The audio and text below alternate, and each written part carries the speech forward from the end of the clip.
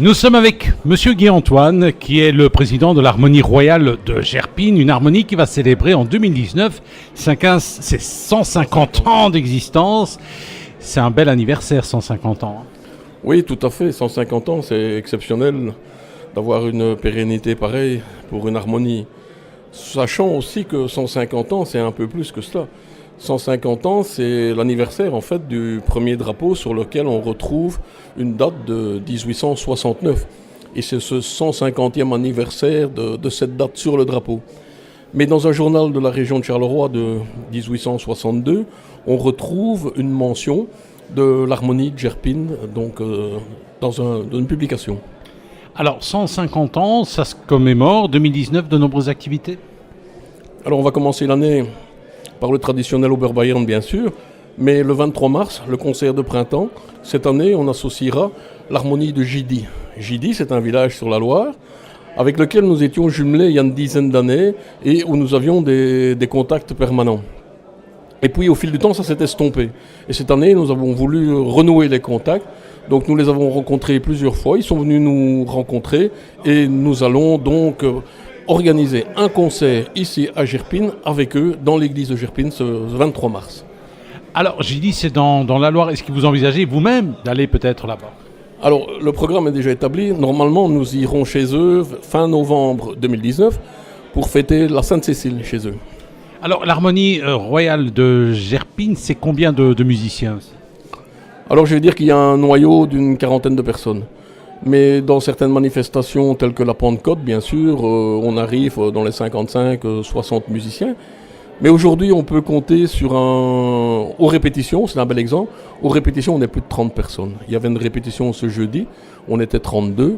Donc ça, c'est relativement impressionnant et ça récompense quelque part les efforts que l'on fait pour soit donner la possibilité aux gens d'apprendre la musique, mais aussi l'ambiance qu'on essaie d'y développer, quoi. Les gens prennent plaisir et après une journée de travail, ils prennent encore la peine de venir chez nous, se faire engueuler par la chef ou se faire bousculer un petit peu parce que les notes qui sortent ne sont pas trop correctes.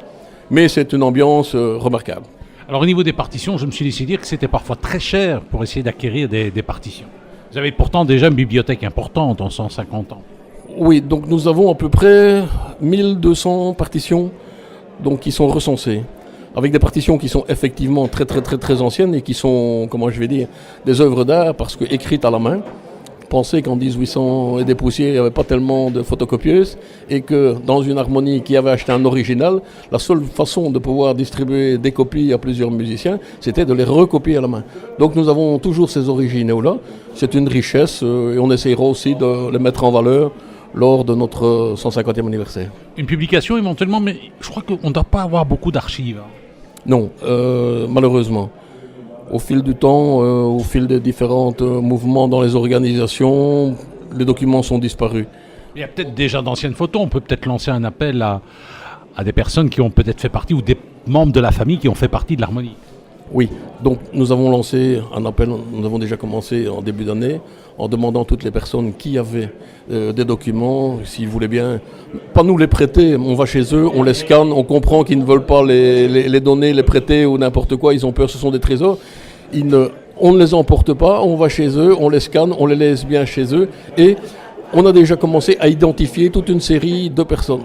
Michel Robert, par exemple, nous a montré son père sur une photo de 1830, gamin à la musique, quoi. Vous-même, vous êtes musicien, vous jouez quoi ? Alors moi, je joue du saxophone alto et du saxophone baryton. Vous faites partie de l'harmonie depuis combien d'années ainsi ? Alors moi, je suis venu très tard à la musique. J'ai commencé à apprendre la musique à 60 ans. Donc, c'est pas évident quand on voit les jeunes qui démarrent aujourd'hui. Nous avons des jeunes de 8 ans, sans aucun complexe, sans stress, rien de tout, qui vous jouent à peu près n'importe quoi.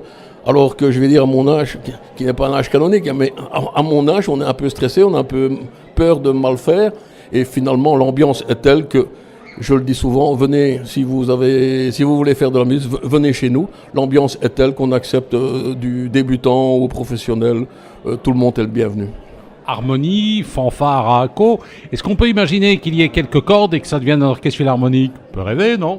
On peut rêver, mais les locaux commencent à devenir trop petits pour les répétitions. Et on n'est pas trop gâté non plus au niveau salle de concert.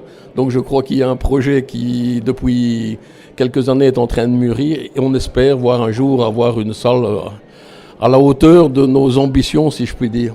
Mais pour votre concert de 2019, je crois que c'est la salle Saint-Augustin aussi. Vous avez prévu quelque chose à l'école Saint-Augustin, non?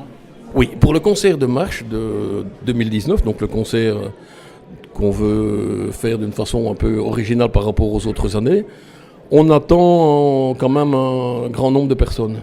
Et pour pouvoir les accueillir au mieux, nous avons demandé au Collège Saint-Augustin de nous prêter, de nous louer leur salle, le Préau, dans lequel on fait de la gym. Enfin, c'est bien connu ici à Gerpine, on fait plusieurs spectacles dans cette salle. Et donc nous organiserons notre concert là-bas. Le concert de printemps aussi, on a la chance d'avoir l'église.